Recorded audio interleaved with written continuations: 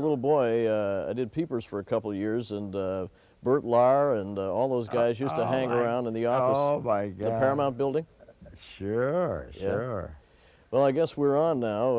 I can do a book about Louis, you know. That's great. It could be a good one. Yeah.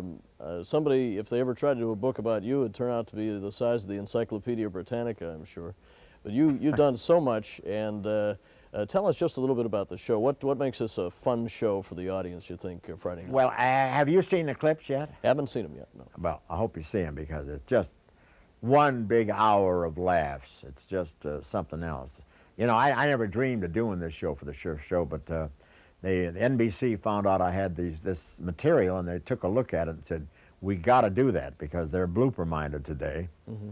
And, of course, we changed it because they're not all bloopers. There's a lot of unrehearsed antics, like John Wayne and Crosby and I walking on the Carson show when Rickles was subbing for Johnny and surprising him. And, you know, with Rickles, that was something because it opened up a lot of material for him. And we sat there and did 5 minutes of insults with him, that kind of a thing, which is fresh and novel. And then, of course, all the things that happened with Burt Reynolds and Jack Benny, where we did Birdman of Alcatraz with a lot of mistakes in it and things like that. And it's something. Then we went back live when we found a piece with Danny Thomas where we played two cowboys. And I was a tough cowboy and hit me in the stomach and my gun belt fell off. And, of course, the audience picks it up from there.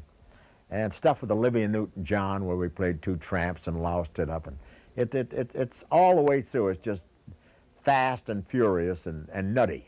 Bob, why do you think outtakes have such great appeal for an audience? I think it's because people enjoy seeing the inside of things. You know, they love that when you get off the script and do inside things. I found that in person. If anything happens when you're doing a show in person and you ad-lib, that's your biggest laughs because they're there and they're seeing something spontaneous, and that's what happens with an audience when you make a mistake.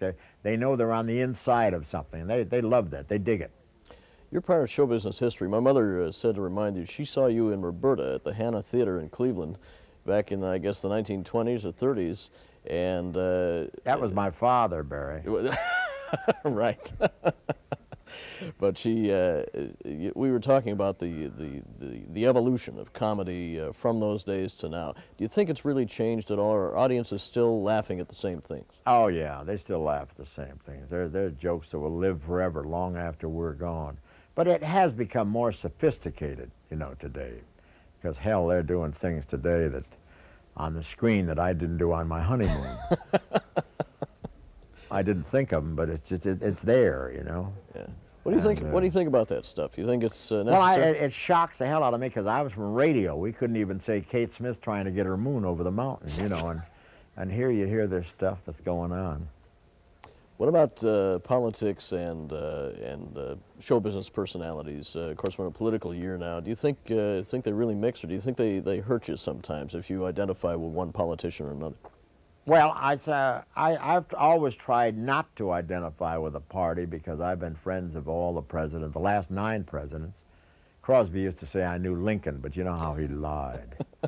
But I try to stay out of it. Now, in this particular show, Friday, you're going to hear more about Reagan and Mondale, and also, if Reagan doesn't meet Gromyko on Friday, if there's anything happens that mixes up that meeting, I'll tell you, I'm in trouble because I got a lot of material about Reagan and Gromyko meeting. You've been it'll be too bad.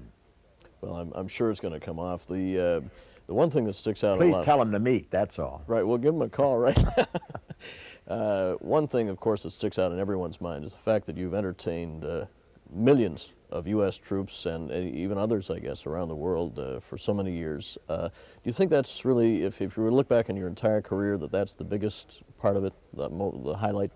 Oh, yeah, no doubt about it. It's the most emotional part of my life, and I wouldn't trade it. Those trips, USO trips, taught me a lot. They taught me how to spell kaopectate in 7 languages. And it's something. They were very, very exciting, and I fell in that in a very lucky manner and got hooked on it. And I don't think I ever took anybody on a trip over there anywhere that didn't want to go again. It was that gratifying. Do you miss it? Do you miss not going? now? Hmm? Do you miss not going on those things now? I mean, I did for the first couple of years, but then, you know, then you sit back and say, hey, I'm glad we don't have to go anymore. I hope I don't ever have to go to another combat zone, I'll tell you that. anything else that might help us understand this program a little more? Oh, first of all, before we get to that, I just wanted one more thing. Forget that question, and we'll just ask you this, or mention this. Your great award at the Emmys this past week. Congratulations, first of all. How did I look? Did I look nervous to you? No, I get different versions from people, you know. Somebody said I looked good, somebody said I looked tired, somebody said I looked nervous. I thought I was brilliant. I never thought you looked better, even right now. Thank you, Barry. Thank you, Bob. Hope you enjoyed Friday night. Thank you, too. Bye-bye. Right. By the way, regards from Tony Zoppi, too. We're a mutual friend of his, too. Yeah, I talked to Tony yesterday. Congratulations. Is he over in Yeah. Dallas now? Yeah, he's Great. there permanently. Oh, very good. See you then. Great.